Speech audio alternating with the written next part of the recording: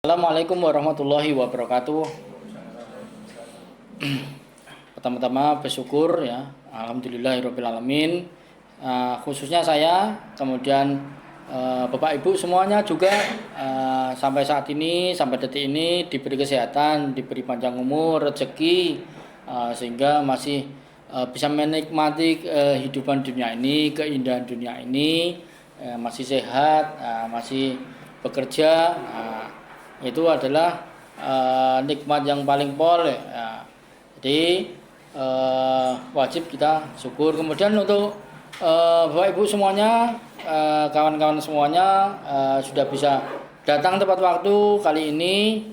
Saya ucapkan banyak terima kasih, karena kalau nggak datang kan acaranya batal, acaranya pending atau apalah ya, dan tidak dimulai-mulai karena ya itu tadi jadwalnya jam 9, kita mulai jam 9 lebih ya, tapi ya udah enggak apa-apa lah, namanya manusia. Ya ini kan ibu-ibunya baru Bu Lovita. Kalau ibu-ibu itu nanti kan alasannya banyak, masak dulu lah, cuci-cuci dulu lah, dan segala macam. Nah, saya pernah pelatihan di daerah Cempaka sana, mulainya malah jam 11 setengah 12 karena hujan deras. Peserta banyak yang tertahan di stasiun-stasiun. Nah, akhirnya mundur sampai begitu lama. Kemudian saya sebagai pengisi acara dan tuan rumah, barangkali apabila ada yang kurang berkenan nanti dalam menyampaikan atau yang menjamu Bapak Ibu semuanya, sebagai manusia biasa saya mohon maaf yang sebesar-besarnya, tapi ya insya Allah enggak lah ya. Jadi kecuali kalau kita golongan konglomerat yang biasa di PIK 2 sana, nah, mungkin pelayanannya kurang pas. Baik Bapak Ibu semuanya, di sini kita akan belajar satu jarum ya, satu jarum. Sebelumnya perkenalkan dulu ya, saya perkenalkan dulu. Ini saya belum kenal semua ini, kecuali Mas ini sudah sering ikut kelas saya. Jadi Mas Abdul Aziz ini beliau sudah sering ikut kelas pelatihan saya, yang saya kenal, yang lain kan tidak kenal. Nah, untuk itu saya memperkenalkan diri dulu. Jadi saya nama Hari Fitrianto, Bapak Ibu semuanya. Saya sebenarnya kalau di dunia praktisi kesehatan atau pengobatan itu kesehatan, saya pendatang baru, Pak. Kenapa pendatang baru? Saya mengenal belajar itu baru mulai 2016, sudah 10 tahun. Karena apa? Karena dulu saya sakit-sakitan. Kenapa sakit-sakitan? Saya kecelakaan, saya jatuh dari atap, Pak. Pingsan. Nah, sadar-sadar itu nggak bisa bergerak. Jadi kaki ini patah, tulang femur saya ini hancur, ya kan? Ini patah, ini tangan, terus ini saya itu kepala ini jahitan 10 cm mungkin, saya enggak gitu ya, pokoknya inilah robek panjang gitu ya. Nah itu. Nah dari situ saya sering sakit-sakitan. Kalau sebelumnya apa ya, saya enggak ceritalah, enggak ada ceritanya, enggak ada hubungannya dengan kesehatan kan gitu kan. Mau jadi kondektur, mau jadi apa ya, enggak perlu saya ceritakan. Nah, jadi setelah itu saya belajar pengobatan. Saya izin sama istriku karena saya nggak bisa, tidak produktif lagi, dan mungkin kalau dituruti itu mungkin tiap bulan saya ke rumah sakit 2-3 kali mungkin ya. Keluhannya itu macam-macam lah, ada aja, mulai ini periksa ini yang belum selesai, ini yang belum selesai, ini yang belum selesai, vertigo datang, sesak napas datang, macam-macam. Nah waktu itu umur saya mungkin masih kurang lebih berapa ya, 30-an berapa gitu, 36 atau 37. Alhamdulillah tulangnya bisa pulih kembali, bisa nyambung lagi, saya sudah bisa beraktivitas, saya bisa naik gunung. Saya suka kan naik gunung gitu, maksudnya gunung yang bukan pendakian tapi wisata alam yang ke gunung gitu, Pak. Nah sudah bisa diajak jalan, diajak kemana-mana gitu. Nah saya belajar pengobatan, Pak. Belajar pengobatan pertama itu pijat akupresur. Itu langsung 2016 saya ikut uji kompetensi akupresur. Jadi saya itu uji kompetensi akupresur pertama 2016 itu. Nah, terus saya belajar bekam. Nah, bukan cari uang buat praktek itu enggak, niatnya buat diri saya sendiri ataupun anak-anak, keluarga kan gitu kira-kira. Nah, sering bekam tiap seminggu sekali, 2 minggu sekali. Nah, tapi ya itu tadi, kenapa kok energi itu enggak bisa naik? Nah, tenaga itu kok nggak bisa cepat pulih. Nah, kenapa? Nah, ternyata ada yang salah. Jadi ya itu tadi, wong saya itu kekurangan darah. Nah, kan saya itu jatuh juara operasi 2 kali, ya kan kebetulan operasi pertama itu saya gagal Pak, kaki saya bengkok, besinya itu melengkung. Nah terus operasi diulang kedua, saya buang darah berapa ada 2 kali kan ya. Nah, ibadahnya seperti itu. Nah, ternyata ya itu tadi, setelah saya belajar TCM Pak, nah, saya belajar TCM, ternyata saya itu kekurangan darah, saya tidak boleh dibekam terus, itu tidak boleh. Itu kunci, kita tidak boleh ngawur, nggak boleh saklek sama metode terapi. Nah, terapi ini totok dewa, bisa mengobati macam-macam. Nah, itu tidak bisa. Kita kembali ke satu ilmu yang namanya holistik. Holistik itu menyeluruh Pak, menyeluruh. Kenapa menyeluruh? Jadi kita butuh akupunktur kadangkala, kita butuh herbal kadangkala, kita butuh dipijit karena orangnya trauma dengan jarum. Kita butuh guasa, kita butuh tuina, kita butuh dry cupping. Nah, itu punya porsi sendiri-sendiri, tidak bisa yang namanya metode pijat dewa tadi menjadi bisa menyelesaikan semua, itu tidak bisa. Nah, intinya seperti itu. Nah, itu terus saya belajar macam-macam Pak. Pokoknya bunganya ilmu yang diperhatikan sendiri. Saya dulu beli jarum banyak Pak, buat nusuk saya sendiri, ditusuk-tusuk tuh kok nggak ada rasanya, ditusuk-tusuk, oh ini udah enak, ini tidurnya bisa nyenyak. Itu belajarnya sendiri. Bapak Ibu juga seperti itu, kalau mau belajar nusuk sendirilah, beli jarum nusuk sendiri, jangan perhitungan, wah iman ya beli jarum, atau lah kalau kita tidak nusuk sendiri terus pasiennya mau ditusuk, gimana bisa tahu kan ya, mau tusuk cepat stimulasinya bagaimana, nggak tahu Pak, kan gitu. Ya, yang benar ya nusuk sendiri, itu pengalaman saya. Nah, saya belajar macam-macam, saya belajar saya gabung ke akupresur, sudah saya praktisi akupresur, akhirnya saya masuk ke Shinsei pada saat itu namanya saya lupa. Terus ganti PKNI itu Pak, namanya dulu IGNI, terus ganti PKNI. Saya sertifikasi Shinsei level 3 Tuina Chusen sama Shinsei level 4 herbal. Nah, saya tidak naik ke Shinsei level 6 akupunktur karena ya rame-ramenya peraturan-peraturan itu kan, mereka kan sudah Shinsei tapi nggak boleh praktek kan gitu. Nah, terus saya belajar di Cina, saya sertifikasi Cina. Saya belajar di Eropa macam-macam lah ya. Saya belajar dry cupping Pak. Saya tidak sombong, saya ngaku lah keahlian saya yang paling menonjol itu dry cupping. Jadi apa dry cupping? Dry cupping itu cup kering Pak, tapi sederhana, tapi mandi jos. Kalau menurut saya lebih daripada akupunktur. Cuman salah, di Indonesia orang tidak mau belajar dry cupping. Dry cupping itu cup kering. Orang Indonesia sukanya malah bekam, mengeluarkan darah. Padahal salah. Yang benar malah dry cupping. Karena di dry cupping itu kok kering, tidak dikeluarkan darahnya. Nah, begitu Pak. Kenapa? Karena memang lingkungan kita itu pasien orang Indonesia sakit pasti defisiensi. Pasti defisiensi Pak. Meskipun yang awalnya ekses, ya, awalnya suka marah, ngamuan. Kok kering berarti ya? Ya, kok kering. Nah, seperti itu kan. Saya belajar 8 bulan di Norwegia saya Pak. Nah, terus dry cupping itu yang tidak mengeluarkan darah sama sekali, tapi bisa mendetoksifikasi. Nah, itu kuncinya. Terus saya kemudian jualan alat-alat ya. Saya agen resmi Huato Pak. Nah, di Huato itu saya boleh dibilang disekolahkan di Jinling TCM School. Saya sertifikasi 1 tahun di Jinling TCM School itu.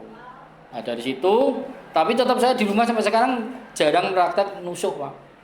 Saya pakai kop kering. Nah, itu saja. Tapi keahlian nusuk saya ya, keahlian ilmu saya, akupunktur klasik, akupunktur tung, akupunktur trinidal, akupunktur 1 jarum, dan masih banyak akupunktur yang lainnya.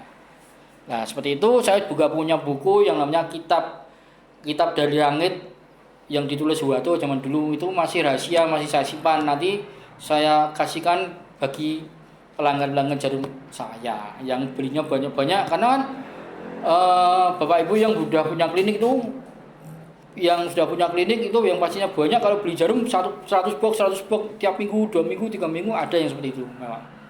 Karena dia punya klinik 3, 2 rame kliniknya. Nah itu nanti saya latih sendiri dengan ilmunya Huwato, karena kan kita jual produk Huwato. Nah seperti itu. Nah kembali lagi ke jarum akupunktur. Satu jarum itu hanya ilmu yang tentu tidak bisa menjadi ilmu dewa atau ilmu sulap. Tadi Pak Ain tanya stroke bisa, tapi stroke-nya apa dulu? Terus tidak semata-mata udah akupunktur satu jarum tidak sembuh. Itu tidak bisa. Kita cuma ilmu mempelajari, dipraktekkan, kadang-kala juga berhasil, kadang-kala tidak. Dan itu tidak bisa menjadi apa-apa di akupunktur satu jarum, tidak. Ilmunya kenapa? Kalau kita membawa manfaat ya.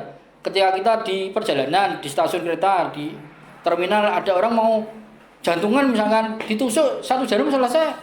Kan kita tidak perlu 17 jarum, 20 jarum dilepas baju semuanya. Itu kan manfaatnya itu begitu gitu loh Pak.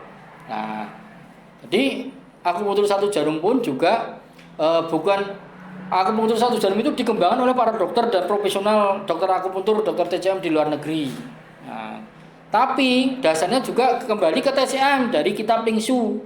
Jadi TCM itu kan ada beberapa kitab induk ataupun kitab suci atau kitab apa yang namanya lah, kitab besar ya, seperti Wang Di Nejing itu ada Lingsu, ada Suwen, ada Nanjing, ada Sang Hanlun, ada klasik, difficult, dan semuanya itu kitab yang tebal-tebal. Belum yang itu yang akupunktur, belum yang Materia Medica itu ada banyak kitabnya ya, ada banyak kitabnya, dan herbalnya itu bisa ratusan, bisa ribuan. Nah, kenapa kadang kita kalau praktek Shinsei itu kan ada yang namanya terapinya apa? Tuina atau akupunktur, kita yang memberikan layanan, tapi perlu dengan herbal enggak, perlu dengan nutrisi enggak, itu dituliskan juga di buku pemeriksaan.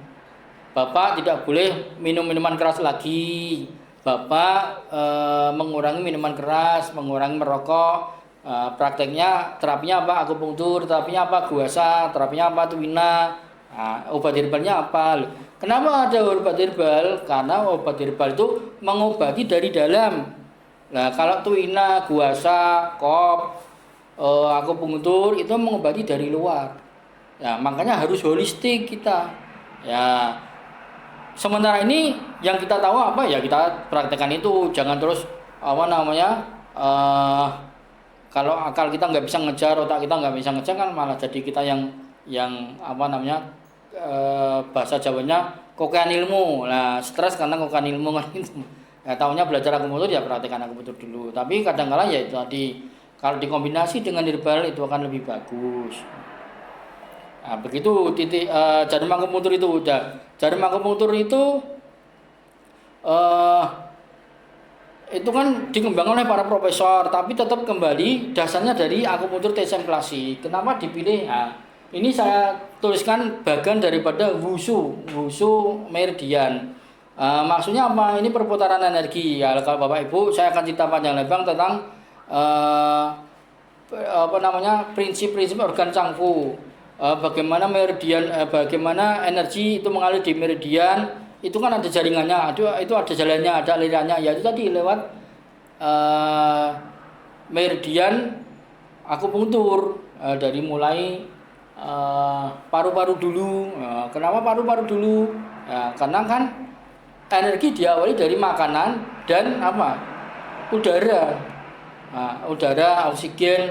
Nah, itu kan diawali dari akupunktur, dari organ paru. Terus mengalir ke seluruh meridian, kembali lagi ke kembali lagi ke paru-paru. Nah, di situ mulai awalnya.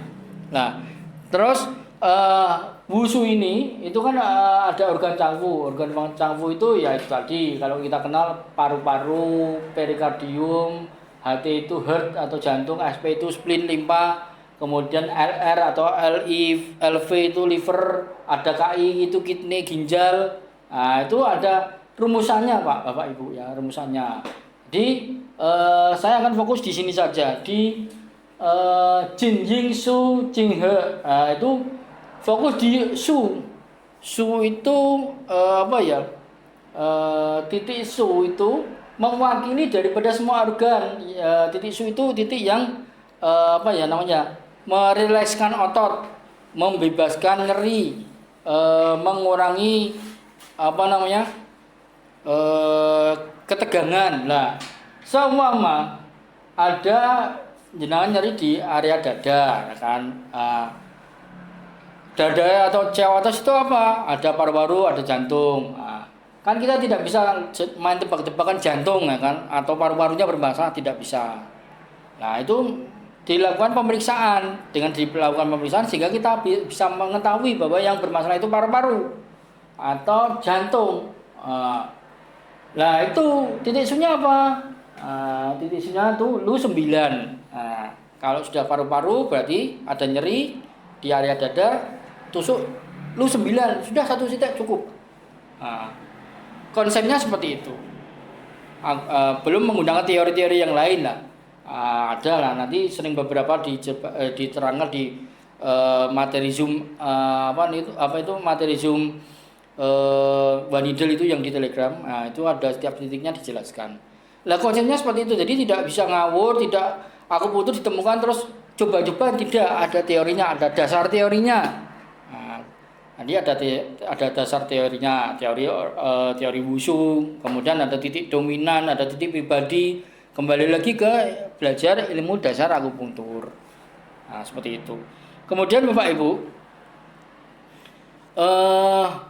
akupunktur satu jarum itu kembali lagi cocok kepada pasien-pasien yang ada, orang-orang yang ada di Indonesia dengan tidak menusuk jarum banyak. Jadi ketika kita menusuk jarum, kemudian kita menarik, itu kan ada lubang itu. Nah, itu terjadi juga keluarnya chi atau energi, kebocoran chi. Kalau dia nusuk banyak, ada 25 tuh jarum, begitu dijabut orangnya bisa lemes. Nah, orangnya bisa lemes. Tapi kalau cuman 1 bahkan 3 jarum tidak apa-apa, tidak terasa, energinya tidak masih ibaratnya tidak terpengaruh lah. Nah, gitu kira-kira. Kecuali pasien-pasien yang memang berkarakter kuat, berkarakter ekses, ya itu dilihat dari mana, wajahnya memerah, matanya merah, lidahnya merah. Nah, itu berarti kan kuat gitu loh Pak. Nah, kuat biasanya orangnya temperamen, suka marah, biasanya orangnya kalau ngomong udah kenceng, dok ini gimana dok? Nah, itu mama, beb, Shinsei ini gimana nih? Sakit, ini begini begitu, sesak napas. Lah itu tipenya kuat, tipenya lemas. Lah itu pakai jarum banyak pas, cocok dan benar karena mengurangi energinya, kelebihan energinya yang ada yang banyak. Dibekam lebih bagus lagi kalau dibekam. Cuma jarang pasti orang sakit karakternya defisiensi Pak.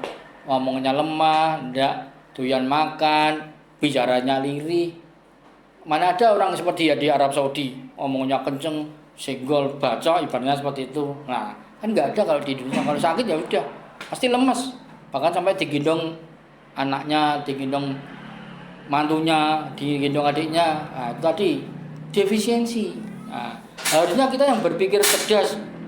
Ini pasiennya lemah, jangan dibekam. Nah, pasiennya lemah, tusuknya jarum satu saja. Nah, gitu. Nah, lebih bagus lagi, lebih berefek bagus lagi ketika dikombinasi dengan teknik lain. Umpama begini Bapak. Tusuk jarum, ambil itu ya, titik sudah lu 9, tek. Lu 9 itu ditusuk ya, ces kanan kiri, bilateral lah. Kalau bilateral berarti kanan kiri. Kalau disebutkan satu sisi saja, berarti satu sisi, kiri apa kanan kan gitu. Ditusuk bilateral kanan kiri, sambil dadanya di kop, sambil dadanya di guasa. Itu istimewa. Itu langsung langsung berefek, kira-kira begitu. Nah, jadi keterampilan itu kita juga harus holistik, kita juga harus memiliki banyak keterampilan medis. Apa yang diajarkan di ilmu TCM, kalau perlu, kalau ada ekonomi cukup dipelajari, kira-kira begitu. Nah, itu tadi sederhananya saya silakan Pak menjelaskan tentang akupuntur satu jarum. Jadi meskipun hanya silakan Pak dari tempat duduk. Meskipun hanya sederhana, tapi itu berdasarkan teori, tidak ngawur Pak Rati ya. Selamat datang Pak. Sehat Pak.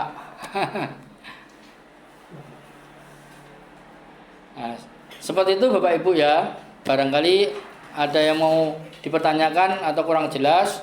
Kok sederhana gitu saja kok bisa berefek ke ke pengobatan, berefek ke pasien. Nah, penjelasan seperti itu karena berdasarkan ilmu, tidak ngawur, tidak sakit kepala, asma, ngaco ya, uji coba itu enggak. Nah, jadi berdasarkan teori. Nah, tentunya ini hanya sedikit yang bisa saya jelaskan teori wushu. Nah, ataupun kemudian satu lagi yang saya jelaskan, saya begitu ingat langsung saya jelaskan. Jadi meridian itu akan mengobati organ yang dilewatinya gitu Pak. Umpamanya sakit saraf kejepit, sciatica, lumbago kalau kita bicara dokter ya, bahasa dokter ya. Sciatica, lumbago, HNP, apalagi namanya bahasa-bahasa medis itu. Nah, itu kan di area pinggang itu kan area BL itu. BL itu kandung kemih. Nah, kandung kemih bisa ditusuk yang paling jauh, Pak. Tentu di di titik su-nya, karena titik su itu yang mengobati, menyelesaikan seperti yang tadi sudah saya ceritakan. Kasus-kasus nyeri, ketegangan otot, kemudian paru-paru tidak harus ditusuk di dada, tapi bisa ditusuk di sini, titik su-nya di situ. Selesai, clear. Kira-kira begitu. Saya kira cukup dulu penjelasan sederhananya tentang tentang satu jarum ya. Satu jarum ini untuk yang di materi itu ada dari W.C. Yong. Kenapa W.C. Yong itu Dokter Profesor W.C. Yong itu muridnya Tung Pak. Jadi ilmunya digabung sama Tung. Kemudian yang single point itu Dr. Cheng Deceng. Kemudian untuk yang ini lain lagi ya. Sementara kita karena belajarnya sehari, kita belajar di buku ini saja dulu. Nanti untuk yang wanidal terapi single point itu semua sudah ada di Telegram. Silakan Bapak Ibu pelajari sendiri. Apabila ada yang kurang berkenan, ada yang kurang paham, ada yang masih bingung, kita diskusikan di grup Telegram. Jadi sebelum kita ada ini pelatihan perdana ya, kelas offline. Jadi sebelumnya sudah ada 2 kali 3 kali kelas online. Biasa kalau kelas online itu kan ada yang komplain lah, nggak bisa praktek, nggak ada prakteknya. Nah, terus nanti kita ikutkan, kita adakan kelas offline kan gitu. Kelas offline juga nggak ada yang mau ikut, padahal ini nggak bayar, cuma bayar 100, 150, dapat buku, dapat jarum, ya nggak ada yang ikut. Nah, saya bingung, makanya kebetulan ini Bapak Ibu semua berkenan hadir kelas offline. Nanti prakteknya bagaimana, kemudian stimulasinya bagaimana. Jadi akupuntur satu jarum itu kuncinya ada di stimulasi Bapak Ibu ya. Jadi kalau Bapak Ibu belajar akupuntur kan nusuk jarum ya, nusuk jarum, kita coba praktek ya, nusuk jarum ditusuk terus gitu saja kan selesai kan. Coba jenengan jarumnya mana Pak? Praktek dulu sebentar Pak ya. Satu jarum sini jenengan tak praktekkan di sini. Nanti gantian praktek aja enggak apa-apa. Kalau enggak gantian kan selesai. Enggak, ini jenengan berdiri di sini Pak, saya tusuk Pak ya. Jadi satu jarum itu sederhana Pak. Ini teori dulu. Tidak kita mau nusuk hiku ya. Hiku, nah ini yang paling tinggi namanya hiku. Nah, kalau akupuntur klasik tusuk selesai, dibiarkan 30 menit kan gitu. Tapi akupuntur satu jarum Pak, itu unggul. Kenapa? Karena harus distimulasi. Mama ini ada rasa nyakit di daerah kepala, misalkan kepalanya pusing. Setiap 5 atau 10 menit itu distimulasi. Distimulasi itu bisa diputar-putar atau ditarik masukkan, tarik, masukkan Langsung sakit gigi di situ ya? sampai nyeri. Terus kepalanya geleng-geleng. Nah, itu metode gini ya, digerak-gerakkan. Nah, itu metodenya tung, namanya menggerakkan energi. Begitu energinya ditarik di sini, nyerinya hilang. Begitu digerak-gerakkan nyerinya hilang. Nah, itu namanya menggerakkan energi atau dauma, bukan dauma, apa namanya? Bahasa Inggrisnya moving chi ya, atau menggerakkan energi lah. Jadi begitu, berarti di setiap 5 menit, 10 menit distimulasi. Itu saja. Nah, kalau kita praktek 1 jarum. Nah, kira-kira begitu Bapak Ibu, cukup ya. Silakan Pak duduk dulu, nanti dilepas kalau udah. Nah, konsepnya sama akupunktur klasik. Bedanya hanya prakteknya hanya di stimulasi. Jadi stimulasi itu terjadi apa? Terjadi teji atau deki. Ini tambah teng-tengan, tambah ngilu, tambah kebas. Apalagi sakit kepala mama atau tadi sakit saya sakit kepala karena saya tadi sakit kepala. Begitu ditusuk, kemudian distimulasi, kepala itu digeleng-gelengkan, diputar-putar begini. Nyerinya hilang otomatis itu. Nah, itu konsep teorinya penggabungan daripada akupunktur 1 jarum dan tung, karena itu metodenya tung yang dipakai.